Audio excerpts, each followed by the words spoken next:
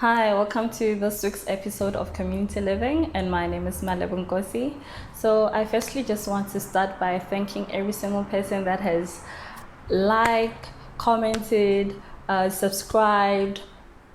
They've also pressed on the notification button so that they get all the latest update whenever we release an episode. So, thank you, thank you, thank you, thank you. Thank you very much. So, as you can see from the caption, this week's episode will be covering the topic called embracing black text. So, firstly, I just have to start by explaining black text according to my personal opinion or personal definition of what black text is, and even in my personal context, how have I been dealing with black text, how it came about, and all those various things, right? So, firstly, in defining black text, we'll have to just take it a bit back.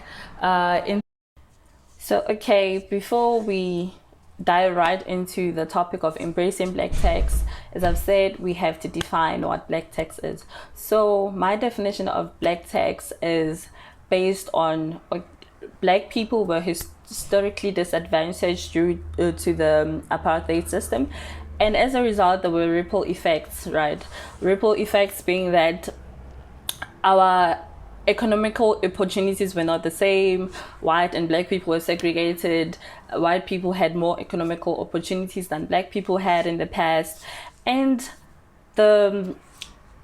my generation is still facing some of the consequences related to the apartheid system, right? I'm not saying I'm still facing apartheid or whatever, because people will be like, how are you saying you were affected by the apartheid system or whatever? I'm saying the ripple effects. So apartheid was a systematic oppression. So it being systematic oppression meant that black people did not have the same opportunities as white people did, right? So I'm not going to go too much into that detail. We all know South African's history, and we all have our views about what happened and what is still happening in the country, right? So that is not today's topic or today's focus. So then from there, let's just say in my instant, I was born in a village, right? My mom was born in a village, hence I was also born in a village. So she did not have as much economical opportunities as someone that was born in a city or born in a suburban area or maybe even a township, right? So one of the examples that show how our economical background or economical opportunity was that I was actually born before electricity.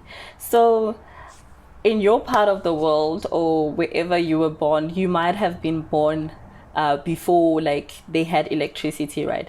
But I was actually born before our village had electricity. So it just shows you the level of infrastructure that was there, the level of opportunities that were available to the inhabitants of that village, right?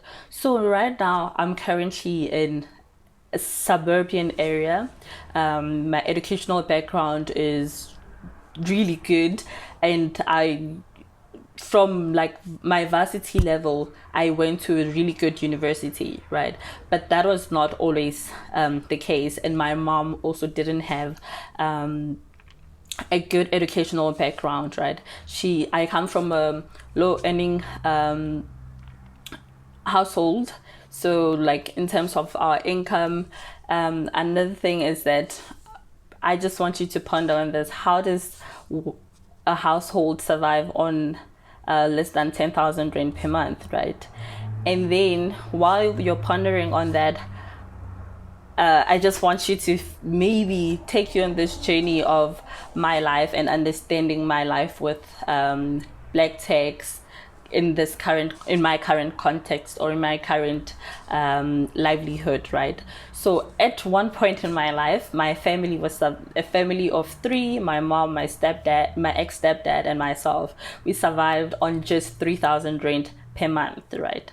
So Those are the type of economical opportunities and economical background that I'm talking about. People who come from such who are facing such harsh realities as a result of the ripple effect of the economical opportunities that Black people had, right? So these are some of the reasons why Black techs in this day and age still exist, where people like myself, who on the outside look like everything is fine, got this nice job, you speak English fluently, you're smart, everything is working out in your favor, right?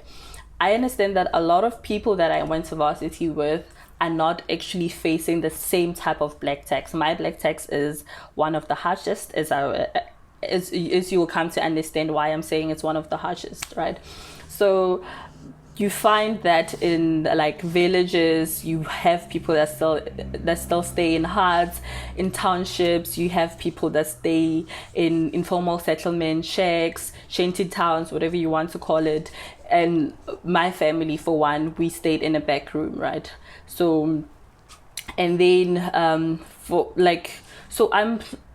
Black tax is okay, it's a spectrum, right?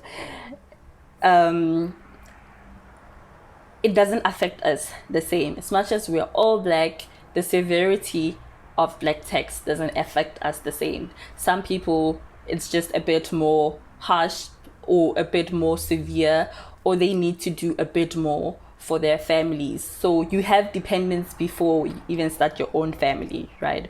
So that's my definition of Black tax, in trying to just dissect the topic of Black tax, how it came about, how it's affecting people, what is the background of the people that are currently facing Black tax. As I've said, it's case specific. It's not going to be the same for every single person, right? And as I've said, with my economical background or economical opportunities from my mom's generation to my generation as well, there's that ripple effect. From my grandma's generation as well, there's that ripple effect of a lot of things that happen between these three generations to where I'm currently am, right? So okay, I'm receiving a call. Okay, so I was receiving calling me non-stop since I started the application for a life cover with them. I'm still going to do a bit of research and everything before I decide on which life cover to take.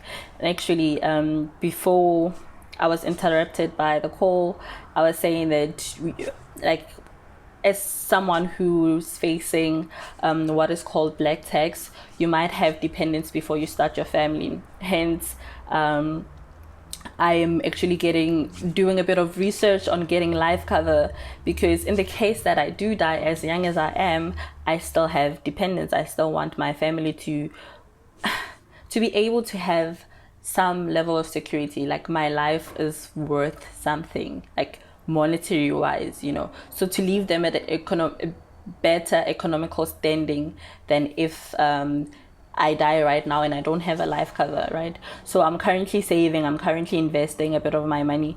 But if I do die today, that money is good for when I'm alive. So the savings, it's good to save, it's good to invest, but it's not worth it when I'm dead, because that money will not even sustain them for a year, if you guys get what I mean. Or they won't be able to attain the financial products or the liberating type of products that it was sort of my responsibility to get, by